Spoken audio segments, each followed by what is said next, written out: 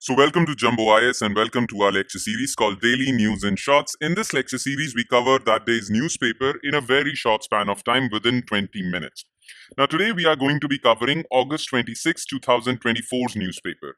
And the important news items or the important topics that we need to cover from this today's newspaper are as following. Okay, so let's take a look at the topics of the day. Today's topics that we need to concentrate on because these topics are important. These current affairs topics are important from the perspective of your civil services examination.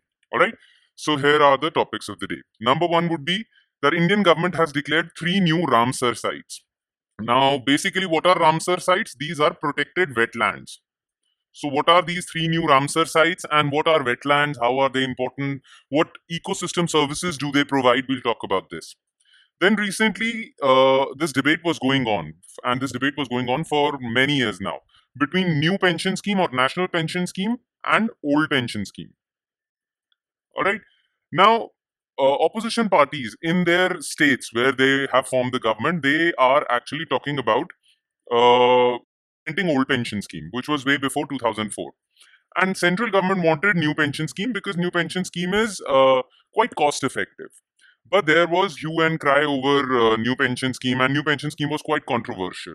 Therefore, government actually came up with unified pension scheme recently, which has good features or nice features of both these schemes. So it has some features of old pension scheme, it has some features of new pension scheme. So we'll talk about both these things, all these things in unified pension scheme. Then, third topic would be regarding Israel and Hezbollah. Look, in July, Israel actually conducted a airstrike and killed one of the commanders of Hezbollah. Now, recently, Hezbollah actually launched various rockets into the territory of Israel, and Israel retaliated by sending jets into the territory of Lebanon, where Hezbollah is. Okay, so this conflict between Israel and Hezbollah is escalating. So we'll actually focus on the conflict between the two and what is Hezbollah basically, because questions might be asked about Hezbollah because it's quite popular now. It's quite in the news right now. Okay. And in the end, the fourth issue would be about Chardham Road Project or Chardham Pariyojana. We'll talk about this because it has gotten into controversy regarding environmental clearance. Okay, so what is this Chardham Road Project? Who is implementing it? What is its significance? We'll talk about this. Okay, so without further delay, let's start with topic number one, issue number one, which is 3 new Ramsar sites. So Union Environment Ministry actually announced 3 new Ramsar sites. 2 are in Tamil Nadu and 1 in Madhya Pradesh. Now, the declaration of these 3 new Ramsar sites has taken India's total of Ramsar sites to 85. Now, after these 3 sites, total number of Ramsar sites in India is now 85. Okay. Now, what are Ramsar sites?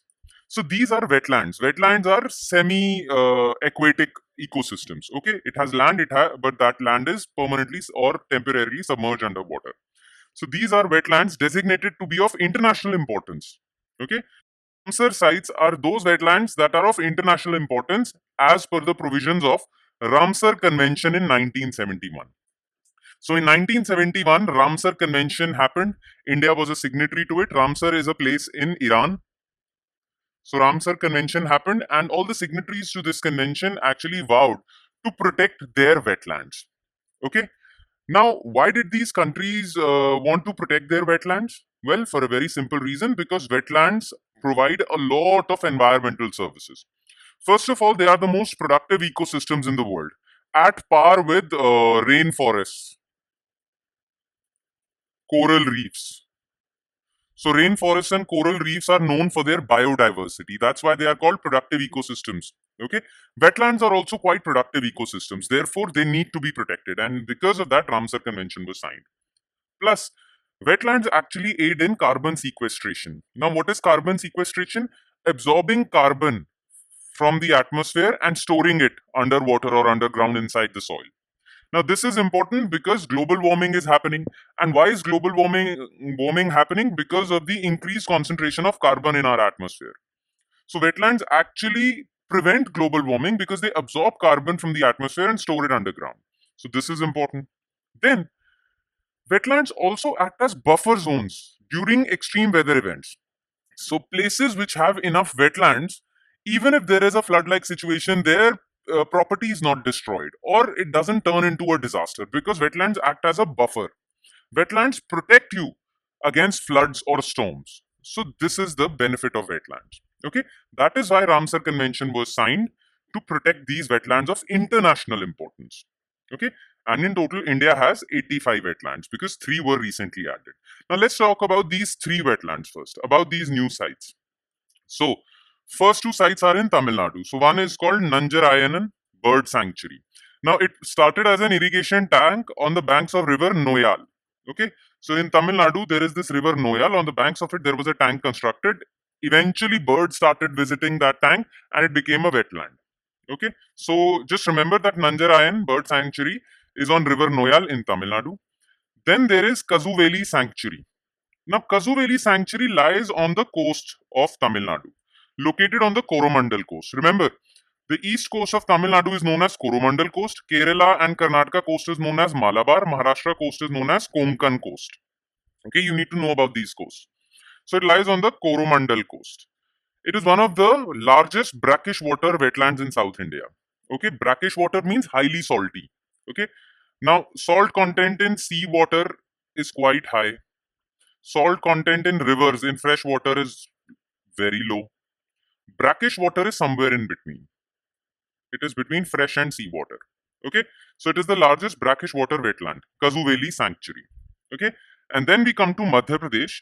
There is a river called Tava River in Madhya Pradesh. When this river was dammed, it actually flooded a large part of the region. That became a wetland known as Tava Reservoir. Okay, Tava wetland. It is in Madhya Pradesh. Okay, now there is this organization, UK based organization called Wildfowl and Wetland Trust. Now, it has mentioned that wetlands all over the world are being threatened. They are dying. And what are the reasons? What are the threats facing these wetlands? Number one threat is unsustainable development. What happens is that cities or urban areas are expanding. Now, to get the land for these urban areas, expanding urban areas, you need to dry these wetlands and construct societies, parks, buildings over it. So, because of urban expansion, land is being taken away from these wetlands. And this is known as unsustainable development. Then there is pollution. Around 80% of global wastewater is released into these wetlands, which pollute these wetlands and biodiversity dies in it. Then invasive species. Look, these wetlands have their own species, plant species, and animal species, but sometimes because of human intervention, another outside species is entered into the wetlands ecosystem, which destroys the local species, and wetlands get destroyed. Okay, then there is climate change. Changes in rainfall patterns and temperature pose an existential threat to wetlands. All right, so this is the threat, or there are 4 threats or problems for wetland conservation. This was mentioned by Wildfowl and Wetland Trust. This is a UK based organization. Okay. All right. Okay. So issue number 1 is done. Now let's jump to issue number 2, which is Unified Pension Scheme. Now, Union Cabinet recently approved the Unified Pension Scheme, which has the features of both old pension scheme and controversial new pension or national pension scheme. Now, this Unified Pension Scheme, UPS, will be applicable for central government employees. Okay, from April 1st, 2025. It will be applicable only for central government employees. Why? For a very simple reason, that state governments would enact pension scheme for their state government employees. Okay, this is only for central government employees. All right. Now, what are the features of this unified pension scheme? First of all, just remember that before 2004, central government employees, so all those central government employees which got appointed before 2004, they were enrolled in old pension scheme. And people who got appointed in central government jobs after 2004, they got national pension scheme or new pension scheme. All right. Now, as far as employees are concerned, old pension scheme was better for them, but it was bad for the government because pension bill for the government in their budget increased because of old pension scheme. To reduce their cost on pensions, government actually launched new pension scheme. Now, new pension scheme is quite cost effective for the government, but it's not that good for the employees. That is why many employee union, labor union, central government employee union, they were criticizing national pension scheme, and opposition parties actually tapped into that, and various opposition parties like Congress government in various states, they said that we will give old pension scheme to our state government employees. So it became a very controversial issue. And that is why, because government was on the back foot, government launched UPS, which is kind of a mixture of the two. Okay, so what are the features of old pensions? Unified pension scheme. Let's first talk about this. Okay, so first of all, you'll get an assured pension, which will be 50% of your average basic salary just before your superannuation, or let's call it retirement. Okay, but provided you have 25 years of service. So if you have a 25-year of service, then after retirement, you'll get 50% of your basic salary. If you haven't spent 25 years, okay, in your job, then too you'll get a minimum pension. That minimum pension would be 10,000. Okay, you'll also get assured family pension. Let's suppose the person who is to receive the pension dies. Okay, his family is entitled to 60% of their pension amount. Plus, this pension will be inflation indexed. So as soon as, or as long as inflation is rising, their pension is also rising. It will be inflation indexed. And how will we calculate inflation? We'll calculate based on consumer price index, industrial worker. Okay, so let's suppose your pension is 10,000 and inflation is 10%. So from next year onwards, you'll get 11,000 because your pension would increase commensurately with inflation. Okay, these are the benefits.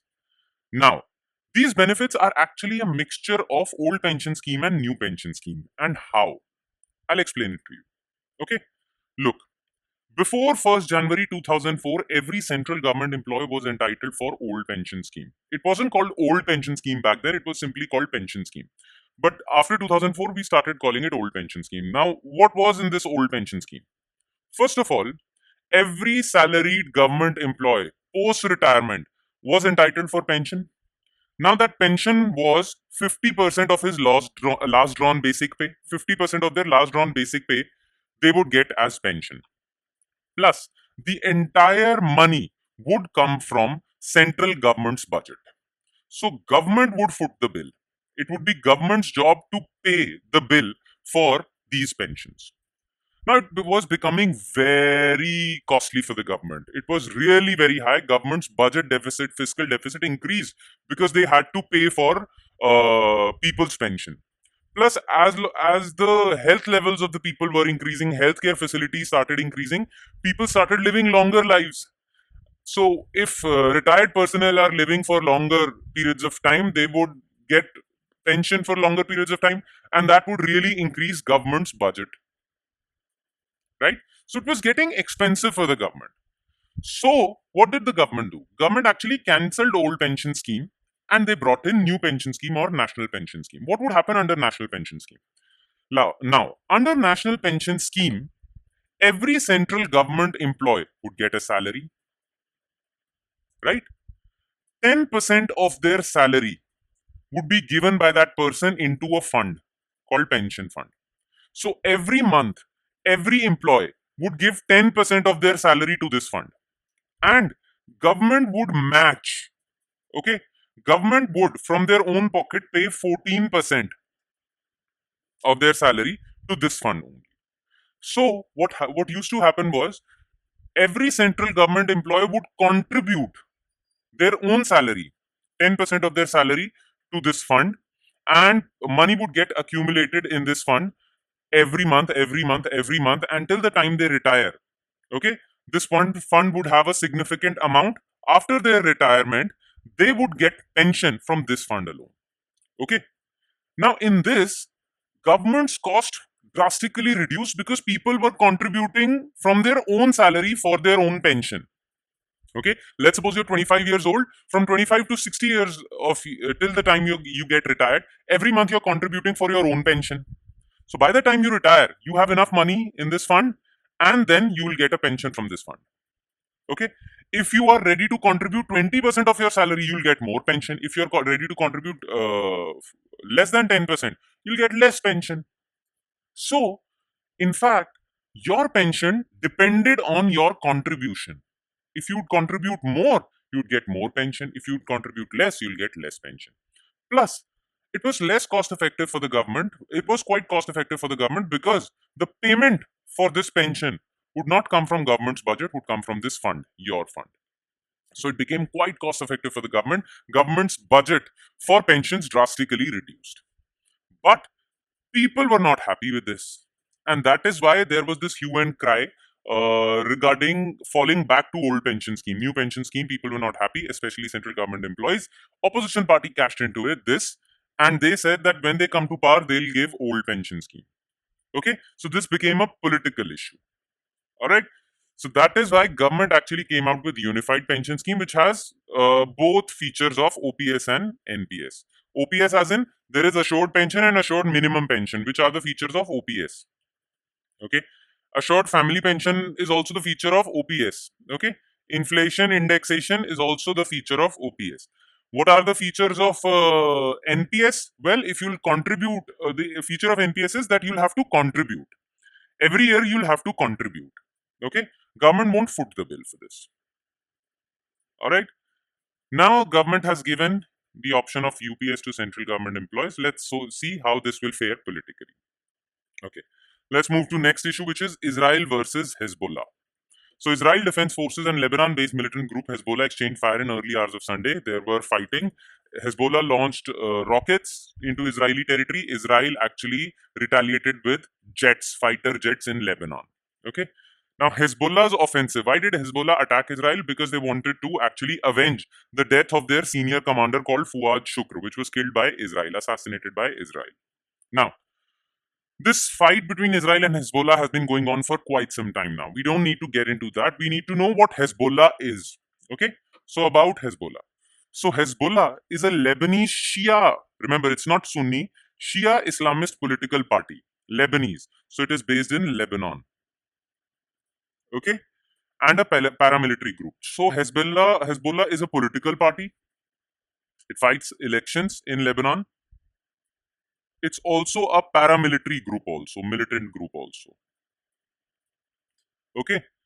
And this militant group, Hezbollah, is actually backed by Iran because it's a Shia Islamist organization. Iran is also Shia. Okay? Now, Hezbollah was established in 1982 in response to Israeli occupation or invasion of Lebanon. In 1982, Israel actually invaded Lebanon because various Palestinian terrorist organizations were hiding in Lebanon. So, Israel attacked Lebanon. In response to that, Hezbollah was formed. Its paramilitary group, militant group, is called Jihad Council. Its political party has won 13 out of 128 seats in country's parliament. So it has a significant political presence also. Okay, remember it is backed by Iran. All right. Now let's move to our last news item, which is the Chardham Road project. So the Border Road Organization has told the Uttarakhand Forest Department and Environment Ministry panel that the Chardham Road project on the Gangotri Dharasau route does not require either environment impact assessment or environmental clearance. So basically, Chardham project is being constructed. It's a road project. It is being constructed implemented by BRO. And a Supreme Court high-powered committee actually said that this construction, before the construction starts, you need to get environment impact assessment done and environmental clearance also. But BRO has submitted that this project does not require this environmental clearance. Okay, so this is the problem. Now, this controversy is not important for us. What is important for us is, what is this Chardham Road project? Where it is being constructed? Okay, this Chardham Road project, Gangotri Dharasau route, the Gangotri Dharasau portion of Chardham project falls in Bhagirathi eco-sensitive zone. And that is why Supreme Court had said that you need environmental clearance for this. Okay. So first, what is important? This controversy is not important. What is important for you is, what is this Chardham Road project? What is this Bhagirathi eco-sensitive zone? Okay. So first of all, what are eco-sensitive zone?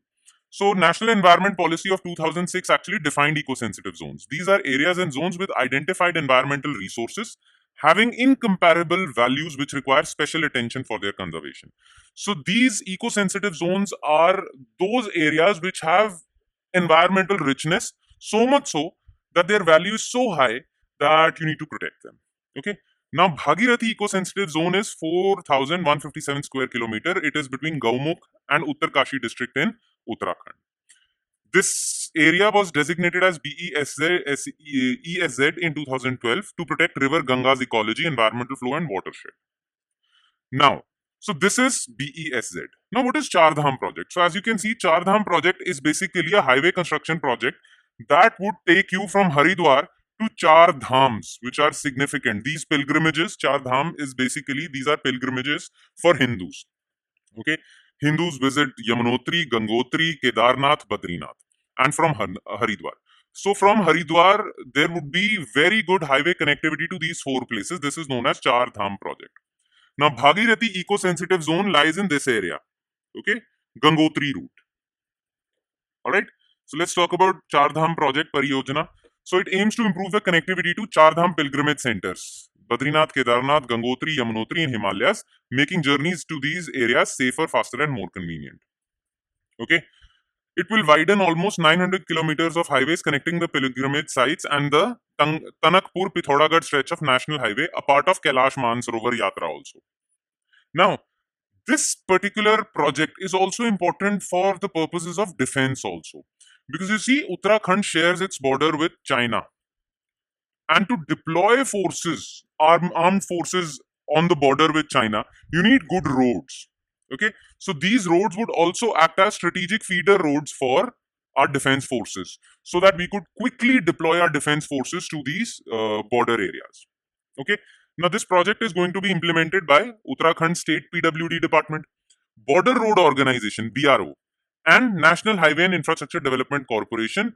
This corporation is owned by Ministry of Road Transport. Okay, this corporation.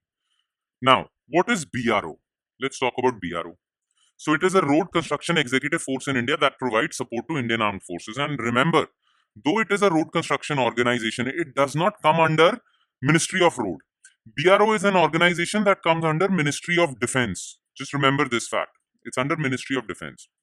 It was formed on 7th May 1960. It develops and maintains road networks in India's border areas and friendly neighbor countries.